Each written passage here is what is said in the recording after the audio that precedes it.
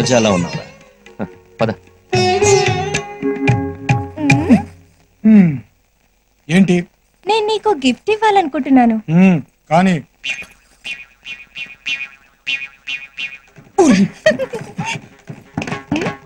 అలా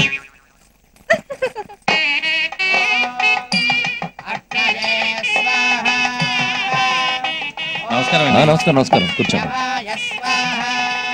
సడన్ గా దత్తత కార్యక్రమం పెట్టారేంటండి? ఇప్పటికే చాలా ఆలస్యమైంది.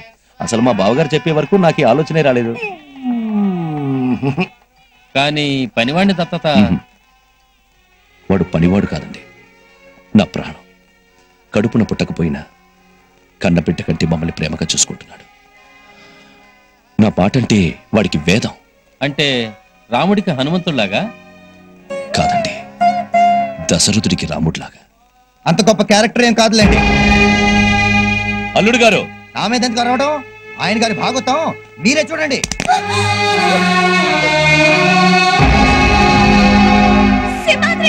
ఆ?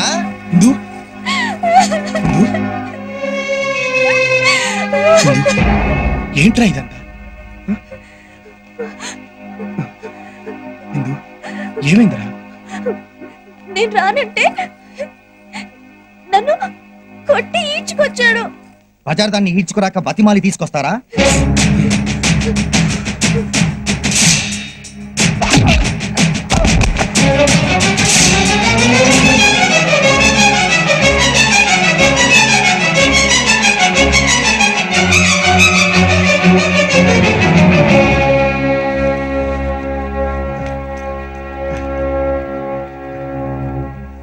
బావుంది మామయ్య గారు, ఇంటి అల్లుడిని ఓ నౌకరు తనడం, మీరు మౌనంగా చూడటం చాలా బాగుంది. ఆయనకేం చెప్పి కొట్టింది ఆయన కాదు కదా. సిగ్గు లేకుండా ఈ ఇంటికి అల్లుడిగా వచ్చావే నిన్ను. ఎంత జరిగిన తర్వాత ఈ కొప్పల వంట కూడా వేస్ట్. వెళ్ళిపోదండి. మాట్లాడే నాన్నగారు, మమ్మల్ని ఇంట్లోంచి వెళ్ళిపోమంటారో వాడిని ఇంట్లోంచి పంపించేస్తారో చెప్పండి.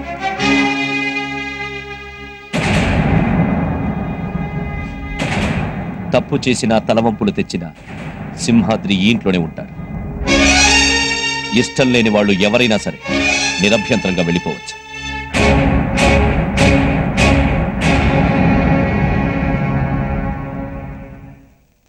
వారానికి ఒకసారి చెప్పా పెట్టకుండా వెళ్ళిపోతున్నావు. దీనింటికేనా? అవును. వేలకి వేలు డబ్బు తీసుకెళ్తున్నావు. దీనికోసమేనా? అవును. దానికి ఎంత కావాలో అడుగు, ఇచ్చి పంపించు. పెద్దయ్య, తను నన్ను వదిలిపెట్టినా నేను తన్ని వదిలిపెట్టలేను పెద్దయ్య.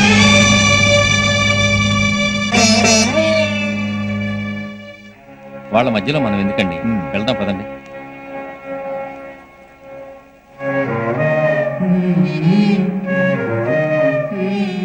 నేను చెప్తున్నా, దాన్ని వదిలే. నా వల్ల కాదు. నాకంటే అది ముఖ్యమా నీకు? అంత మాటలు పెద్దయ్య, నువ్వు నా దేవుడివి. అయితే దాన్ని వదిలే. కానీ తన నా ప్రాణం పెద్దయ్య. ఈ కోసం సొంత మనుషుల్ని కూడా వదులుకోవడానికి సిద్ధపడ్డారు. కానీ నువ్వు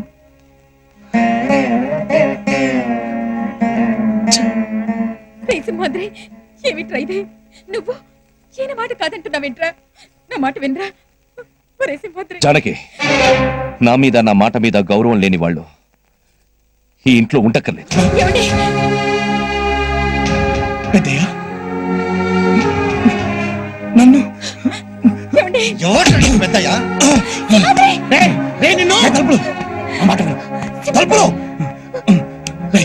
ఎందుకు తీసుకొని ఇక్కడ వెళ్ళిపో.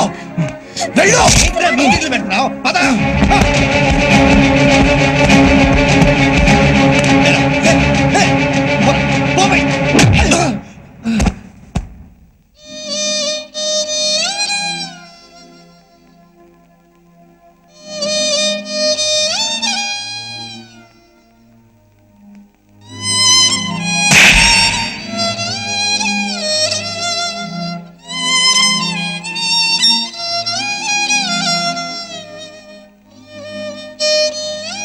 పోరా, అనాథగాడిని వారసుడిని చేయాలనుకుంటే అందినంత డబ్బు తీసుకెళ్లి అమ్మాయికి పెట్టాడండి వీడు. పోరా.